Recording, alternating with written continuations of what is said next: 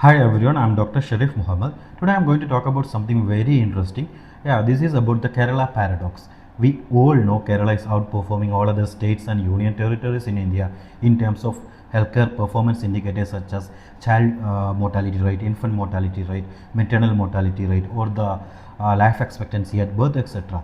So even in terms of human development indices like school enrollment rate or the literacy rate, we are far ahead than any other states. We have almost achieved the universal literacy rate.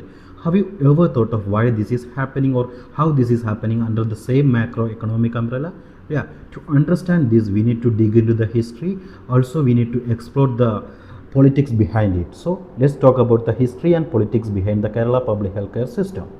നമ്മുടെ ആരോഗ്യ മേഖല ഇന്നീ കാണുന്ന രീതിയിലുള്ള പുരോഗതി എങ്ങനെ എത്തിപ്പെട്ടു എന്ന് മനസ്സിലാക്കുവാൻ നമ്മുടെ സൊസൈറ്റിയുടെ ഭാഗത്തു നിന്നും അല്ലെങ്കിൽ കമ്മ്യൂണിറ്റിയുടെ ഭാഗത്തു നിന്നും ഹെൽത്ത് കെയർ സർവീസസിന് വേണ്ടിയിട്ടുള്ള ഡിമാൻഡ് എങ്ങനെ ക്രിയേറ്റ് ചെയ്യപ്പെട്ടു എന്നും ആ ഡിമാൻഡ് എങ്ങനെ ഇമ്പ്രൂവ് ചെയ്തു എന്നും മനസ്സിലാക്കേണ്ടതായിട്ടുണ്ട്. അതായത് നമ്മുടെ ഹെൽത്ത് സീക്കിംഗ് ബിഹേവിയർ വളരെ കൂടുതലാണ്. അതിന് പ്രധാനപ്പെട്ട കാരണം നമ്മുടെ ഹെൽത്ത് ലിറ്ററസി അല്ലെങ്കിൽ ലിറ്ററസി റേറ്റ് ആണ്. അതേപോലെ തന്നെ ഗവൺമെൻറ് സിസ്റ്റത്തിൻ്റെ ഭാഗത്തു നിന്നും സപ്ലൈയിലൂടെ ഈ ഒരു ഡിമാൻഡിനെ എങ്ങനെ ബാലൻസ് ചെയ്തു എന്നുകൂടെ മനസ്സിലാക്കേണ്ടതായിട്ടുണ്ട്. ഇത് രണ്ടും മനസ്സിലാക്കുക നമുക്ക് വർഷങ്ങൾ പിന്നോട്ട് പോകണം. അതായത് കേരളം രൂപീകൃതമാവുന്നതിന് നൂറ്റാണ്ടുകൾക്ക് മുന്നേ ചിന്ന ഭിന്നമായി കിടക്കുന്ന ഭൂപ്രദേശങ്ങളായിരുന്നു നമുക്കുള്ളത്. മലബാർ നാട്ടുരാജ്യങ്ങൾ അല്ലെങ്കിൽ തിരുവിതാംകൂർ, കൊച്ചിൻ നാട്ടുരാജ്യങ്ങൾ എന്നീ രീതി. ആ സമയത്തെല്ലാം തന്നെ നമ്മുടെ ഗ്രാമങ്ങളിലും അല്ലെങ്കിൽ ഈ നാട്ടുരാജ്യ പ്രദേശങ്ങളിലും ട്രഡീഷണൽ ആയുർവേദിക് പ്രാക്ടീഷണേഴ്സ് അല്ലെങ്കിൽ അതേപോലെ തന്നെയുള്ള നാട്ടുവൈദ്യന്മാർ അല്ലെങ്കിൽ വിഷവൈദ്യന്മാർ എന്നീ രീതിയിൽ അറിയപ്പെട്ടിരുന്ന വ്യക്തികളുണ്ടായിരുന്നു. അവർ ആ സമയത്തുണ്ടായിരുന്ന ആളുകൾക്ക് അസുഖം വന്നിട്ടുണ്ടെങ്കിൽ അതിന് അന്ന് അവൈലബിൾ ആയിട്ടുള്ള രീതിയിലുള്ള ചികിത്സകൾ, അത് സയൻറ്റിഫിക് ആയിട്ടുള്ള ചികിത്സ എന്ന് ഞാൻ പറയുന്നില്ല, പക്ഷേ ഇത് ആളുകളിൽ ഒരു ബിഹേവിയർ ക്രിയേറ്റ് ചെയ്യപ്പെടും. പിന്നീട് 18ാം സെഞ്ചുറിയുടെ അവസാന ഭാഗത്തും 19ാം സെഞ്ചുറിയുടെ തുടക്കത്തിലെല്ലാം തന്നെ വെസ്റ്റേൺ മെഡിസിൻ ബ്രിട്ടീഷ് ഭരണകൂടം നമ്മുടെ നാട്ടിലോട്ട് ഇൻട്രൊഡ്യൂസ് ചെയ്ത സമയത്ത് ഈ ബിഹേവിയർ അതുപോലെ തന്നെ പ്രൊപ്പഗേറ്റ് ചെയ്തു വന്നു. അതായത് ആളുകൾ ട്രഡീഷണൽ ഹീലേഴ്സിൻ്റെ ഭാഗത്തു നിന്നും അവൈലബിൾ ആയിട്ടുള്ള അലോപ്പതിക് മെഡിക്കൽ സർവീസസിനെ ഡിപ്പെൻഡ് ചെയ്യാൻ തുടങ്ങി. ഇതിൻ്റെ accessibility factor, caste factor, gender factor ഇതൊന്നും തന്നെ ഞാൻ ഈ വീഡിയോയിൽ ഡിസ്കസ് ചെയ്യുന്നില്ല. പക്ഷേ ഒരു മാക്രോ ലെവൽ ബിഹേവിയർ അത് ക്രിയേറ്റ് ചെയ്യപ്പെട്ടു. എന്നാൽ അത് മാത്രമായിരുന്നില്ല. ബ്രിട്ടീഷ് ഗവൺമെൻറ് അവരുടെ കീഴിൽ ജോലി ചെയ്തിരുന്ന, ബ്രിട്ടീഷ് ഭരണകൂടത്തിൻ്റെ കീഴിൽ ജോലി ചെയ്തിരുന്ന എല്ലാ സെർവൻസിനും, പ്രിസണേഴ്സിനും, സ്റ്റുഡൻസിനും ആ സമയത്ത് തന്നെ വാക്സിനേഷൻ നിർബന്ധമാക്കി. ഇതെല്ലാം തന്നെ ക്രിയേറ്റ് ചെയ്യപ്പെട്ടുള്ള ഒരു ബിഹേവിയർ ആയിരുന്നു. അസുഖം വന്നിട്ടുണ്ടെങ്കിൽ അതിനെ ഏത് രീതിയിൽ പ്രിവെൻറ്റ് ചെയ്യാം, അസുഖം വന്നിട്ടുണ്ടെങ്കിൽ അതിനെ ഏത് രീതിയിൽ അപ്രോപ്രിയേറ്റ് ആയിട്ട് മാനേജ് ചെയ്യാം എന്നുള്ള ഒരു ബിഹേവിയർ. ആ ഒരു ബിഹേവിയർ സൊസൈറ്റിയെ ഇൻഫ്ലുവൻസ് ചെയ്തിരുന്നു. ഈ പ്രിവെൻറ്റീവ് ആസ്പെക്ട്സിൽ മാത്രമായിരുന്നില്ല ആ സമയത്ത് നമ്മുടെ ഇൻ്റർവെൻഷൻസ് ഉണ്ടായിരുന്നത്. അല്ലാതെ തന്നെ ജനറൽ ഹോസ്പിറ്റൽസ്, നമുക്ക് ഏകദേശം 180ഓളം വർഷം പഴക്കമുള്ള ജനറൽ ഹോസ്പിറ്റൽസ് ഇന്ന് കേരളത്തിലുണ്ട്. ട്രിവാൻഡ്രം ജനറൽ ഹോസ്പിറ്റൽ അല്ലെങ്കിൽ എറണാകുളം ജനറൽ ഹോസ്പിറ്റൽ, ഇതെല്ലാം തന്നെ 170 മുതൽ 180ഓളം വർഷം പഴക്കമുള്ളതാണ്. ആ സമയത്തെല്ലാം അലോപ്പതിക് പ്രാക്ടീഷണേഴ്സ് അവിടെ ഡിപ്ലോയ് ചെയ്തിരുന്നു. പക്ഷേ ഇത് ഏതെല്ലാം രീതിയിൽ എത്ര ആളുകൾക്ക് ആക്സസിബിൾ ആയിരുന്നു എന്നുള്ള കാര്യം വളരെ ക്വസ്റ്റ്യനബിൾ ആണ്. ഇനി 20th സെഞ്ചുറിയുടെ തുടക്കങ്ങളിൽ നമ്മൾ കോളറ ഔട്ട് ബ്രേക്ക് നടന്ന സമയങ്ങൾ 1920 ആ സമയങ്ങളിലെല്ലാം cholera prevention and control programmes നമുക്ക് നടപ്പിലായിരുന്നു. അതുമാത്രമല്ല റോക്കർഫെല്ലർ ഫൗണ്ടേഷൻ്റെ കീഴിൽ ഒരു പാരസൈറ്റ് സർവേ നമുക്ക് നടന്നിരുന്നു നമ്മുടെ കേരള ഭൂപ്രദേശങ്ങളിൽ. 1920 ശേഷം ഇത് ഹുക്ക് വോം സർവേ അല്ലെങ്കിൽ ഫൈലേറിയാസിസ് ഇതിനെയെല്ലാം കൺട്രോൾ ചെയ്യാനുള്ള പ്രോഗ്രാംസ് ഡെവലപ്പ് ചെയ്യുവാൻ സഹായിച്ചു. ഇതിനെല്ലാം ശേഷം ഇനി നമുക്ക് പോസ്റ്റ് ഇൻഡിപെൻഡൻറ്റ് ടൈമിലോട്ട് പോവാം. നമുക്കറിയാം 1947 നമുക്ക് സ്വാതന്ത്ര്യം കിട്ടി.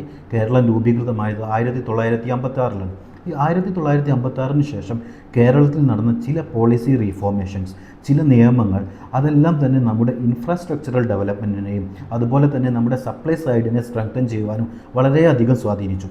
അതിൽ പ്രധാനപ്പെട്ട കാര്യമാണ് ഭൂപരിഷ്കരണ നിയമം അല്ലെങ്കിൽ land reformation act, investment in education, investment in girl child education. ഇതെല്ലാം തന്നെ 1956 മുതൽ 1970 വരെ നമ്മുടെ അലോപ്പതിക് മെഡിക്കൽ ഹോസ്പിറ്റൽസുകൾ, അതായത് ജനറൽ ഹോസ്പിറ്റലുകളെല്ലാം തന്നെയുള്ള ബെഡ് കപ്പാസിറ്റി വളരെയധികം കൂടി.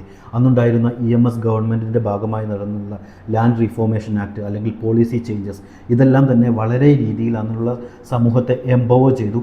ഈ സമൂഹത്തെ എംപവർ ചെയ്യുന്നതിൻ്റെ കൂടെ തന്നെ നമ്മുടെ ഹെൽത്ത് കെയർ ഫെസിലിറ്റീസ്, അതായത് ഹോസ്പിറ്റൽസിൽ കൂടുതലായിട്ട് ഇൻവെസ്റ്റ് ചെയ്തു.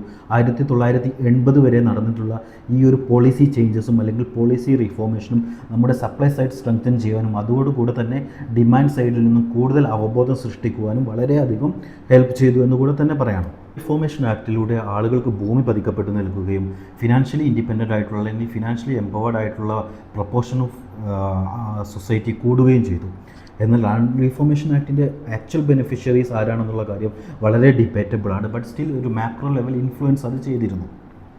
അതുകൂടെ തന്നെ സപ്ലൈ സൈഡ് സ്ട്രെങ്തനിങ്ങിൻ്റെ ഭാഗമായിട്ട് നമ്മുടെ മെഡിക്കൽ എഡ്യൂക്കേഷൻ, നഴ്സിംഗ് എഡ്യൂക്കേഷൻ ഇതിലെല്ലാം കൂടുതൽ ഇൻവെസ്റ്റ് ചെയ്തു. എഡ്യൂക്കേഷനിൽ ഇൻവെസ്റ്റ് ചെയ്തു. ആളുകളുടെ അവബോധം വർദ്ധിക്കുവാൻ ഇത് കാരണമായി. നമ്മുടെ റോഡ് ആൻഡ് ഇൻഫ്രാസ്ട്രക്ചറൽ ഡെവലപ്മെൻറ്റിലോട്ട് ഇൻവെസ്റ്റ്മെൻറ്റ് നടന്നു. ഇതെല്ലാം തന്നെ ആ സമയത്ത് ആക്സസ് ടു ഹെൽത്ത് കെയറും അതേപോലെ തന്നെ സപ്ലൈ സൈഡ് സ്ട്രെങ്തനിങ്ങിനും വളരെ പ്രധാനപ്പെട്ട പങ്കുവഹിച്ചു. 1980കളിലോട്ട് വരികയാണെങ്കിൽ പബ്ലിക് സ്പെൻഡിങ് കൂടുകയും ഇൻകം കുറയുകയും ചെയ്യുന്ന ഒരു സാമ്പത്തികാവസ്ഥയായിരുന്നു 1980കളുടെ തുടക്കത്തിൽ. അത് നമ്മുടെ പബ്ലിക് മേഖലയിലുള്ള ഇൻഫ്രാസ്ട്രക്ചറൽ ഡെവലപ്മെൻറ്റിനെയും സപ്ലൈ സ്ട്രെങ്തനിങ്ങിനെയും വളരെ രീതിയിൽ തന്നെ ബാധിച്ചു. എന്നാൽ ആ സമയമായിരുന്നു പ്രൈവറ്റ് മേഖലയുടെ ഭൂമി. 1980 മുതൽ 1990, 2000 വരെയൊക്കെ തന്നെ ഏകദേശം 40-45% ബെഡ് കപ്പാസിറ്റി പ്രൈവറ്റ് മേഖലകളിലെ ആശുപത്രികളിൽ വർദ്ധിച്ചു. എന്നാൽ ആ സമയത്ത് നമ്മുടെ പബ്ലിക് മേഖലയിൽ ഏകദേശം 5-6% ഓഫ് ബെഡ് കപ്പാസിറ്റി മാത്രമായിരുന്നു വർദ്ധിച്ചത്.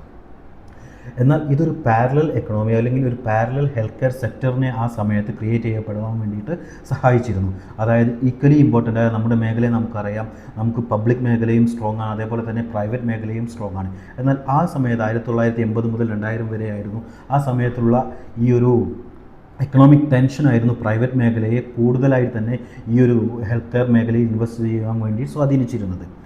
ഈ ഒരു പോളിസി റീഫോർമേഷൻ, ഈ ഒരു കൾച്ചറൽ ഫാക്ടേഴ്സ് അല്ലെങ്കിൽ ഈ ഒരു ബിഹേവിയറൽ ഫാക്ടേഴ്സ് ഇവയെല്ലാം തന്നെയാണ് നമ്മുടെ ഇന്നീ കാണുന്ന രീതിയിലുള്ള ഹെൽത്ത് കെയർ സീക്കിംഗ് ബിഹേവിയർ വർദ്ധിക്കുവാനും നമ്മുടെ ഹെൽത്ത് കെയർ ഇൻഡിക്കേറ്റേഴ്സ് പെർഫോമൻസ് നല്ല രീതിയിൽ തന്നെ comparable to any other western countries ആയി മാറുവാനും സ്വാധീനിച്ചിട്ടുള്ളത്.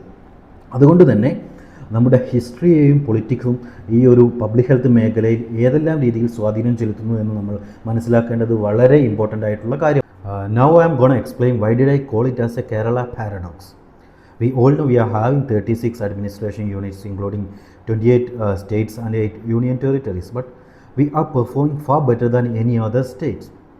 So under the same macro economy, നമ്മുടെ പെർഫോമൻസ് സെയിം എക്കണോമിക് ടെൻഷനിലും സ്റ്റാഗ്നൻ്റ് എക്കണോമിക് ഗ്രോത്തിലും നമ്മുടെ സോഷ്യൽ ഇൻഡിക്കേറ്റേഴ്സ് അല്ലെങ്കിൽ health care indicators is performing better than any other states. So it's a paradox phenomena. അതുകൊണ്ടാണ് ഞാൻ ഇതിനെ കേരള പാരഡോക്സ് എന്ന് മെൻഷൻ ചെയ്തത്. Hope you all have enjoyed the video. Thank U.